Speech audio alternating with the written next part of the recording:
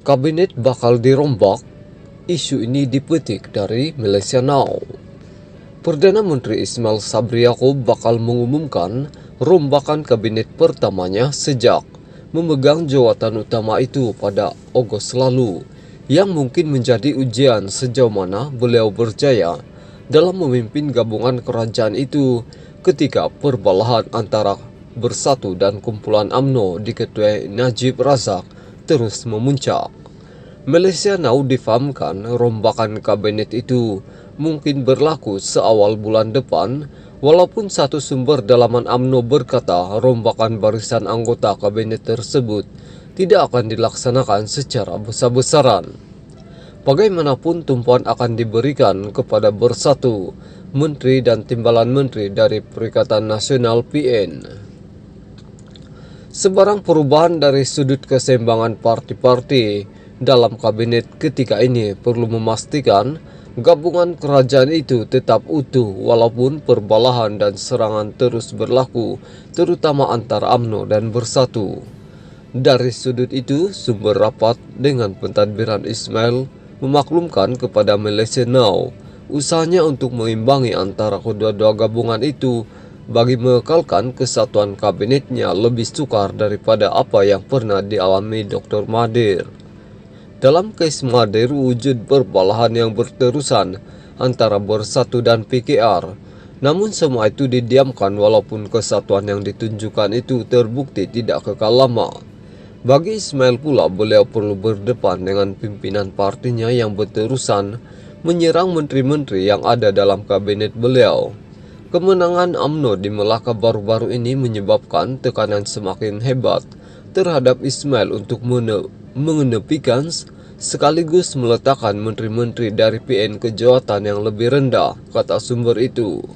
Baru-baru ini Najib melancarkan serangan terbuka terhadap Menteri Keuangan Tengku Zafrul Aziz ketika bekas Perdana Menteri itu meningkatkan gesaan supaya kerajaan membenarkan pengeluaran caruman kumpulan uang simpanan pekerja KWSP.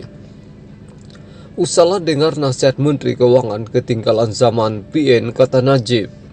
Akan tetapi mengenepikan parti-parti selain UMNO adalah tindakan bunuh diri bagi Ismail ketika lebih 50 ahli parlimen PN adalah antara yang menyokong dan sekaligus memastikan beliau memegang jawatan Perdana Menteri. Satu sumber mengatakan walaupun Ismail menjadi Perdana Menteri secara kebetulan, beliau sadar kesan politik jika dilihat cenderung bersama atau bersekutu dengan Najib. Setakat ini beliau berjaya tunjukkan dirinya tidak dengar apa yang diperkatakan bosku, kata sumber itu merujuk gelaran yang digunakan Najib.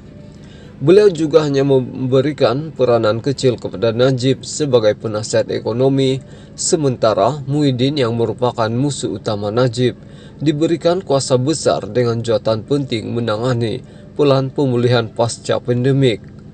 Dengan nasib politik Najib, begitu juga Zahid dilihat malap ekoran perbicaraan kes rasuah mereka. Ismail tahu bagaimana untuk tangani suara-suara dari luar, tambahnya. Sama ada rombakan akan menjejaskan kedudukan PN dalam jawatan utama kabinet, hanya satu bagian daripada isu itu. Ismail juga perlu menguruskan kumpulan anti Najib yang wujud dalam UMNO, kata sumber itu lagi.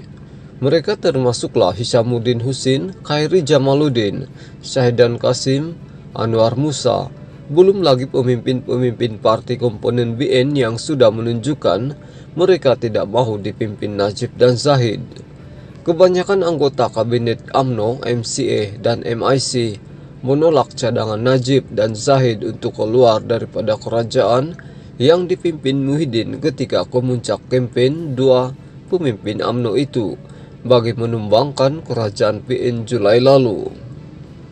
Dengan sambitan mahkamah bahwa Najib bersalah dalam kes rasuahnya, sementara Zahid juga dilihat bakal menerima nasib yang sama, Ismail memiliki peluang untuk meneruskan tugasnya sebagai Perdana Menteri sehingga pilihan raya umum yang mesti diadakan dalam tempo 17 bulan dari sekarang.